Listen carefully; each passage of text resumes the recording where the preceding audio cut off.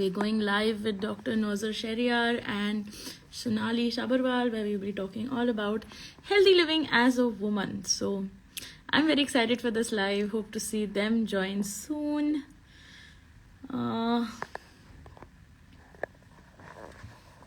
Let's see. How are you guys doing? What's happening? Okay, let me just try and add them.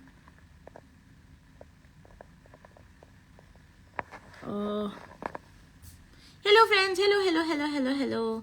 How's it going?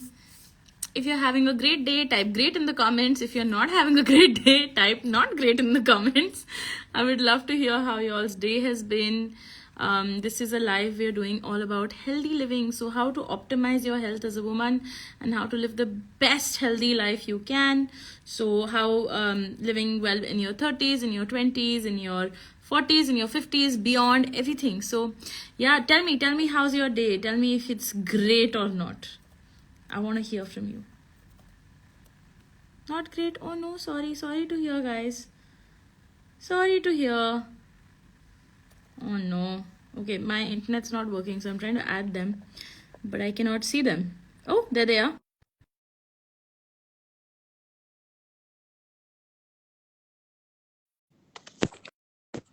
Why will this not work? Hi, Shonali. I'm trying to add you, but it somehow refuses to accept your request. Hello. Oh, there it is. Hi. Hi, how are you guys doing? Good. Fine. Hi, hello, doctor. How Very well. You? Very well. Thank you. It's nice to speak to you guys. It's nice to finally see you in person. I was just introducing the topic for today to everybody about how we're going to be talking about healthy living in your 20s, your 30s, your 40s, and even beyond. So if you guys want to start with a quick introduction of yourself, that'll be really helpful for people to get acquainted of who we're talking with. So I do something called macrobiotics, and it's the first in India. It's a dietary approach that I've married to Ayurveda, and I'm doing mainly lifestyle diseases. And I've been around for about 20 years now doing this work. And this is my fifth book and I was lucky to get Dr. Nozer on board for it because my publisher wouldn't do it without a doctor backing the book up. So it's a book on perimenopause and postmenopause, and over to Dr. Nozer. So thank you. So Tanaya, I am an OBGYN in practice for over 30 years. Oh wow. Maybe 10,000 deliveries, babies to date. Oh. Love what I do. Love the fact that I don't have to look after men. I only have to look after women. I think they're amazing. And in my career, held many positions which got me involved in a lot of women's health and rights issues in the Federation of Gynecologists and a number of organizations. But this book that we did together was Shonali's idea. She pitched it to me. In a moment of weakness, I said yes. I don't know whether she regretted it because it took us 4 years to write. But I think one of the best things I've done because I've done it for women. And being at a stage in my practice where all those women I delivered in the 90s and after are coming to me in their midlife, and they require as much, if not more, care than when they were pregnant. Because this is an issue which society has very, very conveniently overlooked. Something that's going to happen to every woman in the world, half your world's population. And there's still so much ignorance and stigma and judgment and embarrassment. I mean, women are embarrassed that they're going through menopause when it's the most natural thing in the world. I think you've done a lot of work with menstruation, so it's pretty much the same. So here we are, and it's a pleasure. And I love your book. I recommend it to lots of people all the time. And thank you for what you do. Right back at you, sir. Thank you so much. I wanted to quickly check in and see if you guys could tell us a little bit about what menopause is, because I don't know if the audience that's watching knows exactly what it is. As you mentioned, we don't talk enough about it. So what exactly is menopause? So menopause is an event. It's the last menstrual period in a woman's life. It's a memorable event because women remember the month and the year it happened, just as they remember Menarche, which is the first menstrual period in her life. So when we talked about menopause, it's often misunderstood. The original term was climacteric, medical term, confusing, don't want it. So what we did in our book is we called it perimenopause. Since then, everyone's calling it perimenopause. And peri is the before, during, and after. So it's like 10 years, 6 years prior to menopause, maybe 2 to 4 years after menopause, when the changes are most significant, when a woman goes from periods to no periods. Medical definition of menopause is last period, 12 months, no periods, you are menopausal. But a woman very often experiences symptoms for years prior to that. So when Shonali and me, we talked to women and we had to come up with a way. So the way I look at it is menopause, sunset. There's a time when the sun sets. It's in the newspapers, it's on your phone, but before sunset, you've got those lovely colors in the sky, the oranges and the yellows and the pinks. That is premenopause. When she sometimes have a flush, sometimes have a menstrual disturbance. And then there's the after menopause, after sunset, the twilight. When the colors are changing, it's kind of becoming darker, and then the rest of the woman's life, which is why our book is about perimenopause and beyond.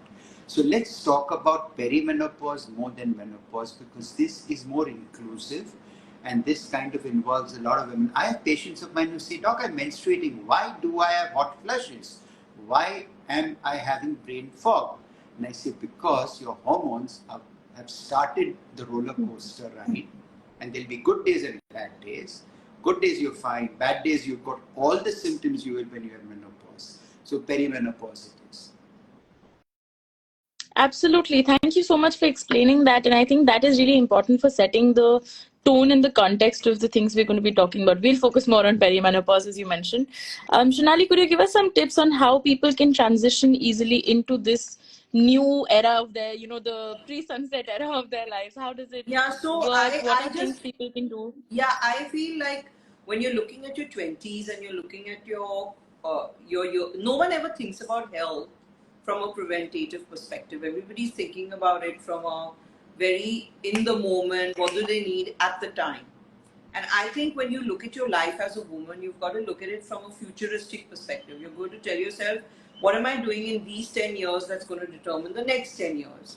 I, for one, started in my 20s and started looking at it under health under a microscope from that age. Now, I'm, unique because I was getting on the path or whatever. But a lot of women are making mistakes in their 20s. For example, maybe, now intermittent fasting has become a big thing, or they go on these yo-yo diets. So those are lifestyle related. They skip their breakfast. Okay, these are all things that are then building up towards an insulin imbalance, for example. Or you're consuming too much of dairy, and dairy's got growth hormones, and then you're throwing your estrogen progesterone levels off because there's a mess up there. Or you're eating too much sugar and you're not aware of it. In your 20s, I mean, you're eating too much sugar, but you're not aware of how it's going to impact you. So what you're going to do is set yourself up for some insulin resistance, and then that's probably going to lead you into a PCOS, PCOD situation.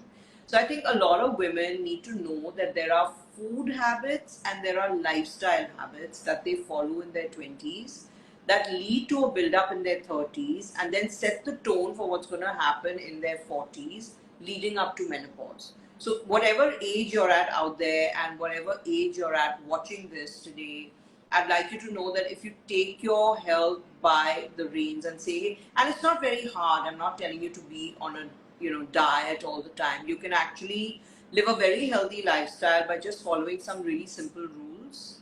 Of course, the biggest being throw sugar out, which is something that no one follows, but you can certainly work with minimal levels of it in your diet, and throwing out packaged and processed. And we all know it because everybody's dishing out the same information today. So there's no rocket science to how you're supposed to live better in your 20s, to work in your 30s, for your 40s, and then into your 50s. Fantastic. So, I mean, it's really helpful to kind of tie it up like this because the title of our live had been living well in your 20s, 30s, 40s, and 50s.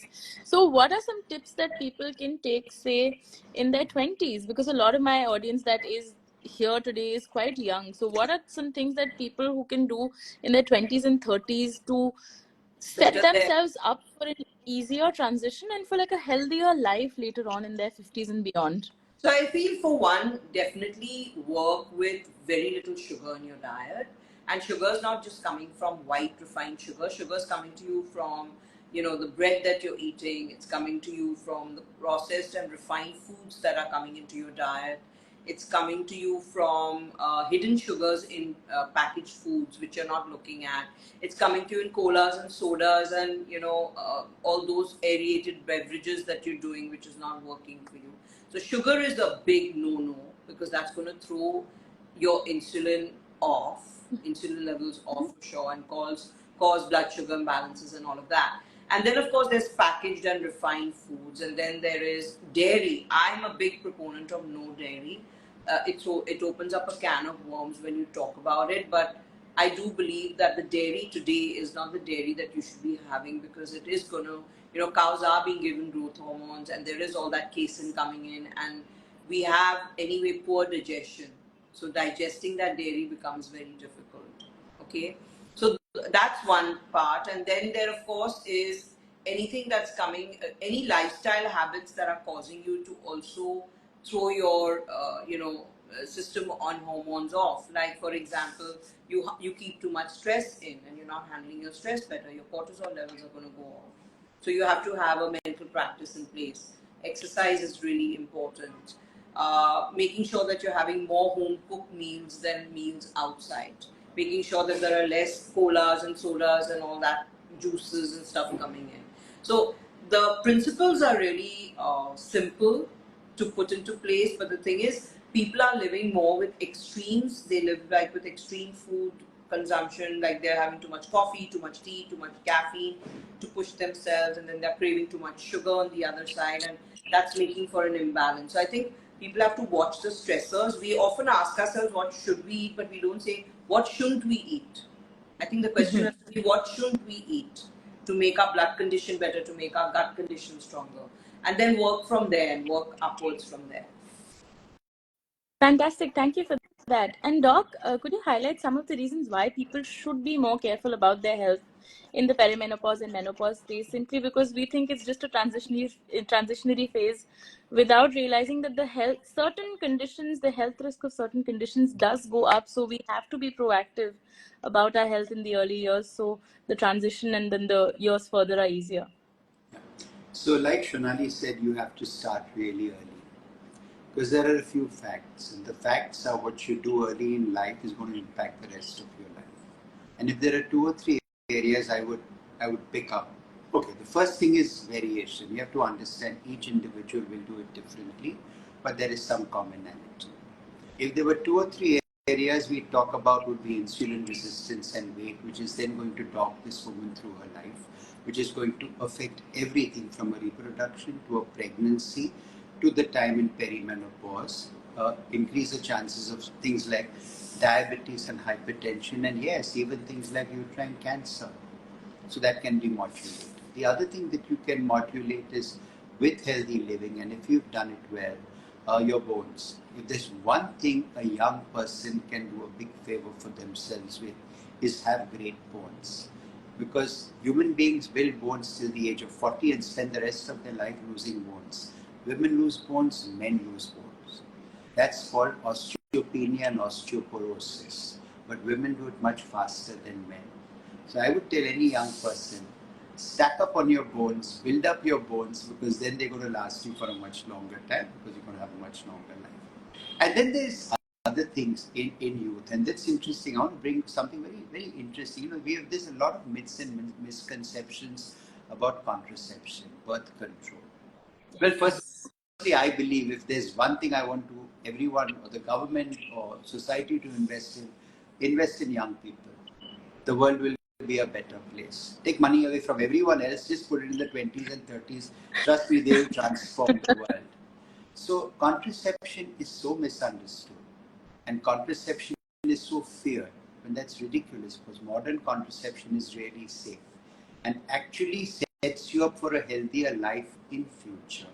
So I was just going to mention two or three things. Like I'd mentioned, maybe the birth control pill, feared, but taken by 100 million women worldwide. And the first thing a patient will tell me if I tell them to take the pill is, doc, pills for cancer, pills to this, pill to that.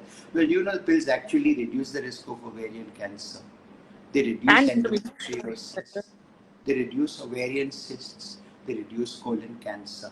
The same with the intrauterine device in later life, particularly the one that releases the hormone progesterone. It's fabulous. She saves blood. There's less anemia and she has less uterine cancer. So it's time to start demanding and asking from whoever's looking after your health. Please tell me about birth control and tell me all the good stuff birth control does. Don't just tell me all the bad stuff. That prepares them to go through life better. Now, when you come into the perimenopause, it's the time of change, and there will be changes. And the changes are because hormone levels change. You know, interestingly, there are a few times in a woman's life when her hormones really, really change, and they are all dramatic.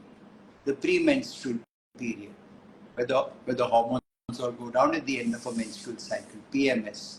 The post-delivery period, when the hormones really go down and crash, postpartum blues, postpartum depression, you know.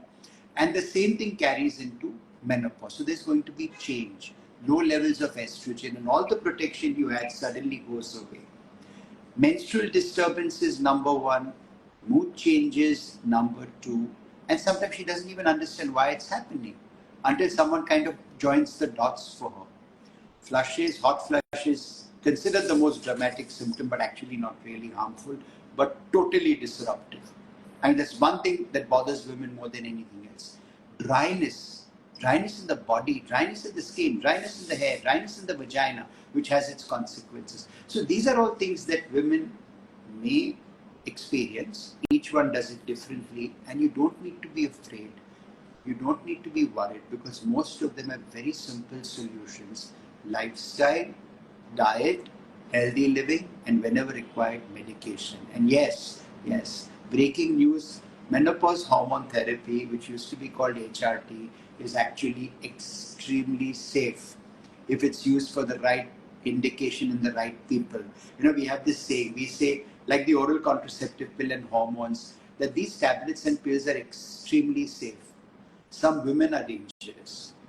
So I just need to find who's dangerous and who shouldn't be taking it, and everyone else can take them if they need to take them on a case by case basis. So speak up for yourself, do your own reading, do your own preparation, and then go and get what you deserve. fantastic. Thank you so much.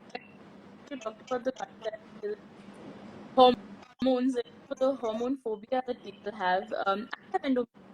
I have been on talk about it very often. Every time I mention it, people get freaked out. They're like, "Oh no, this is bad for you. You know, this is awful for you." And I have to tell them, but I'm also a doctor. I know what I'm talking about. So there is a very massive fear of hormones. On similar lines, as you were mentioning about the dryness, so many of the people that I follow on the internet, people who are going through menopause or perimenopause, they're experiencing severe vaginal dryness, severe genital dryness, and they're going through repeated UTIs, which are becoming, very complicated kidney problems because they're not getting the right treatment in time. And the treatment is so simple: vaginal estrogen or lubricant or vaginal moisturizers. It's so simple, but somehow we have lost the plot and we have not been able to provide women primary health care. And speaking of primary healthcare, I think these issues obviously begin with your how to manage them. So, Shonali, could you tell us maybe your top 3 tips of what people can do to improve good hormonal health in general? Your top 3 things everybody must. So I think we neglect our pelvic health.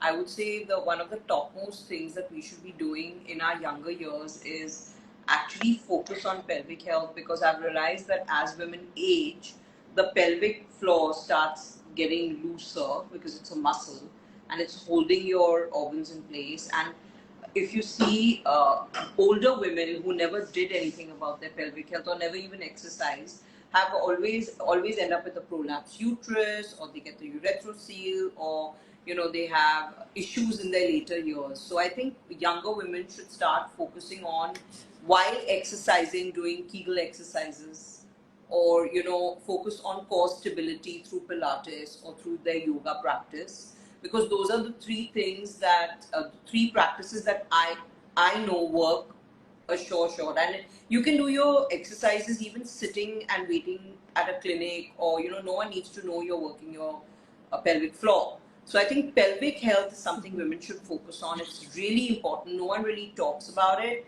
I remember when I did my yoga Pilates certification, it was something that was hammered into us every single day. And I can't tell you how much it's helped me in my later years, because having a good pelvic floor is the bedrock of everything in a woman's life as far as physicality is concerned. Then I would say the next big tip that I can give you is stay off sugar. I mean, I can't tell you how bad it is for you. It does nothing for you. It robs you not only of your mental health, but it also robs you of your calcium from your bones. It's causing disturbances in your insulin. It's causing you to build up a PCOS, PCOD very easily. It's causing this mineral depletion that's going on. So there are 100 ramifications of consuming sugar. So I would say sugar being the other thing. And I would say one of the biggest tips I can give you, which everybody shies away from, is everybody's becoming carb phobic. But they are not understanding that, hey, listen, if you include the right complex carbohydrate coming from a whole grain source like a millet or a brown rice, you're actually going to get in good fiber for your gut bugs, but you're also going to get in sustained sugars for 8 hours, keeping your cravings down and helping you stay off that sugar. That's something that no one's telling you, So I would say don't listen to people out there who are telling you stay off your grain. Please don't. Please include your millet, and please include your brown rice, at least at one meal in the day, at least a quantity of 120 grams cooked. So if you want to know in terms of portions, 120 grams, split it between your meals, but have it, because that's going to give you sustained sugar for the day, for your cravings, and give you excellent fiber for your gut. So I would say those would be my 3 tips. Fantastic. And doctor, would you like to mention a little bit about your book and maybe some closing notes from you, so that people can take away what would be your takeaways from this live session that people can keep in mind? For me, one of the greatest takeaways for myself from the book was, there aren't really too many books on this subject in India, actually none. And when we did this book, Shonali and me have this joke between us. Our book is Ayurveda meets modern medicine. Whatever works for the woman, whatever makes it happen for her is on the table. So it's holistic. We had to find 2 voices to speak and still be distinct, and we had to be evidence-based medicine and all the other stuff. Now, if I was to say what came to me from the book, what I learned, right? Because we are so medically focused, that our education doesn't talk to us too much about diets. And a big part of my practice is now the fact that diet is cornerstone. So women should, everyone who's listening to this, to your telecast, has to go back, check their weights, and measure the BMIs. Too high, not too good. Too low, not too good. You have to be somewhere, and once you know what it is, sometimes it's also the awareness of what you want to be. The second, and that's something again that Shonali brought into the book in a big way, is the importance of exercise, yoga and meditation. Stress, you asked about hormonal problems. Stress is a big part of hormonal problems. Stress messes with your hypothalamus, that's the center in the upper brain, which affects the pituitary, which then affects the hormones, which affects your adrenal glands. So you can be a hormonal mess if you are stressed. So deal with it better. And the third thing that we really wanted to bring out, and again that came from hormonal health, was like, I remember in our book we've got a whole section, and today one patient actually told me this, in how to make your kitchen more healthy. And today we realize that a lot of damage is being done by compounds called endocrine disruptors in the environment. Okay, these are artificial compounds which behave like hormones and mess with the system. And they usually come from plastics. So a simple audit of your life, and look to simple stuff. I mean, you know what? The bottles in your refrigerator could be glass. The containers that you take food or your children go to school with could be metal, stuff like that. And we really, really now need to take responsibility for ourselves. And that's what we've tried to do with the book. We wrote the book to be referenced. We wrote the book so someone can read one chapter and get everything, including diet, lifestyle, and medical care. But we also wrote the book so the woman goes through the book and then goes to her doctor, healthcare provider, whoever, and then has a more engaged, informed discussion. And no longer should women be told, put up with it. It happens to everyone. I'm sorry. Nobody needs to put up with it. No longer do women be told, oh, this will pass. What are you making such a fuss? Your mother went through it. Well, too bad. And remember, women are living longer than they've ever lived in human history. I love this statistic since I'm a grandfather of 3 kids, that for the first time in human history, a few months ago, I read that grandparents now outnumber grandchildren in the world. Wow. Fewer children being born and a lot of people getting older. So now we suddenly have started outnumbering our grandchildren. That's what's happening. Wow, that's amazing. You've blown my mind, and I think it kind of reinforces the importance of, how much preventive healthcare is important and how much primary healthcare is important to ensure not just good quality of life, but also reduce the future burden of diseases that we all eventually face. Thank you so much. Are there any closing thoughts from either of you? Also, people are asking for the name of the book and where they can find it. So it's called Finding Your Balance, your 360-degree guide to perimenopause and beyond. It's available on Amazon. Fantastic. Thank you so much. It's been a really enlightening. We also have the comment. Let me see if I can pin it. Perfect. Thank you so much for such lovely insights and for such a wonderful conversation. I'm so thrilled to hear that there's more conversation around the menopause and perimenopause space, because this conversation has been so absent from popular discourse. Yes. So very excited to see this is happening, especially coming from experts such as yourself. Thank you for doing what you're doing. And yeah, any closing thoughts? Yeah, you may not be the target audience that you think this book is targeting, but please remember that each and every one of you has some very important people in your life who are at this very moment going through perimenopause and menopause.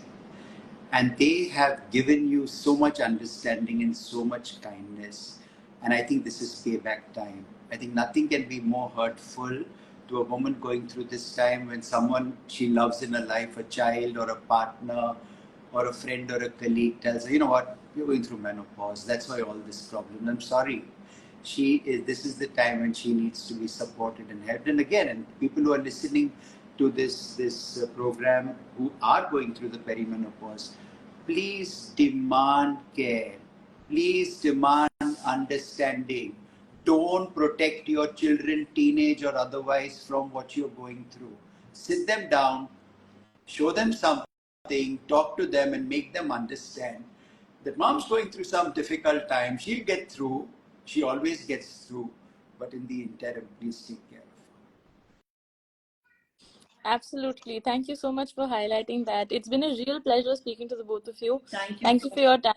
Hope people find some useful conversation from here. Also, guys, the name of the book is Finding Your Balance, your 360 Degrees Guide to Perimenopause and Beyond. Please check it out. You have some real experts who have written the book. So I'm sure it'll be really, really helpful. Thanks Thank for you. having Thank us. you. Thank you. Thank you. Bye. Bye. Oh, and the live is going to be saved for everybody who's asking. Lovely. Bye. Bye.